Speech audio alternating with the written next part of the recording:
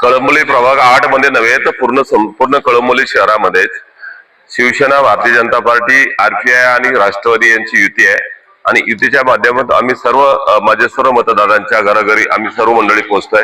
माझ्यासोबत आहेत माझे सहकारी बबनराव मुकदम, माझ्या भगिनी सायलीताई सरक, दुसऱ्या आमच्या भगिनी बाईजबाई बारगजे, 2 कमळ आणि 2 धनुष्य बाणाचे निशाणी घेऊन आम्ही जनतेसमोर जातोय आणि पनवेलच्या महानगरपालिकेच्या माध्यमातून हा जनतेचा विकास करण्याचे स्वप्न आम्ही ह्या मतदारांना दिलंय, ते पूर्ण करणार आहोत।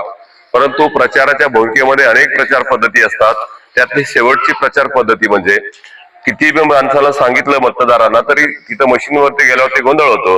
म्हणून आम्ही हे आज सर्व माझे सहकारी म्हणजे सगळं पदाधिकारी आम्ही सर्वजण स्वतः यांना हा निशाणी संदर्भात समजून सांगतोय आणि हे समजून सांगितल्यानंतर मतदार आम्हाला त्यांना हे आत्ता मत दिल्याचा आनंद त्यांना आत्ताच घेण्यात व्हावेना असा झालाय आणि त्याच्यामुळे आम्हाला लोकांच्या रिॲक्शन कळतंय येणाऱ्या निवडणुकीमध्ये कळंबोलीत आम्ही 8 मध्येच नव्हे तर सर्व कळंबोलीतील महायुतीचे सर्व उमेदवार बहुसंख्य मतांनी निवडून येतील।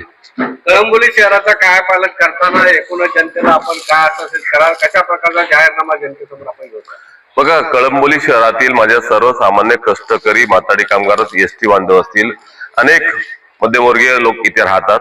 आपण पाहताय की ह्या भागात आपण चालताना पहिल्यांदा महानगरपालिका नवीन झाल्यानंतर काही कामं गेल्या कालखंडामध्ये काही नगरसेवक होऊन गेले, त्या नगरसेवकांचा नाव निशाणा ह्या मंडळींना आपण स्वतःहून सर्च करा, त्यांना सांगता येणार नाही। एक व्यक्ती सोडला बबनराव मुकादम तर दुसऱ्या नगरसेवकांची नावं माहित नाही।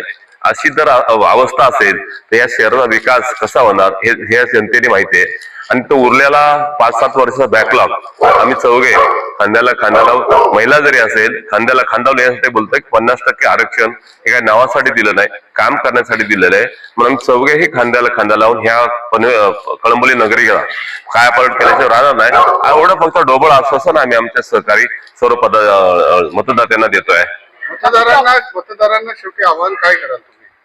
मतदारांना आवाहन करल की गेल्या कालखंडामध्ये एक प्रत्येक नाण्याला 2 बाजू असतात। मागच्या कालखंडामध्ये जर आपण पाहिलं असेल की ज्या भागामधील उमेदवार आपल्याला निवडून दिले ते 7 वर्षात आपल्याकडे फिरे केले नसतील आणि आपल्या भागाचा विकास झाला नसेल तर मतदार आता आज त्यांना शून्य आहे, त्यांना माहिती आहे की आता मला काय करायचंय, कायापालट करणं हे त्यांच्या काळाची गरज झाली आणि आमच्यासारखे सहकारी चांगले काम करणारे व्यक्तिमत्व त्यांच्या समोर असतील तर त्यांच्या मनामध्ये कुठली तीळ मात्र शंका नाहीये, हेच आश्वासन घेऊन आम्ही जनतेसमोर जातोय।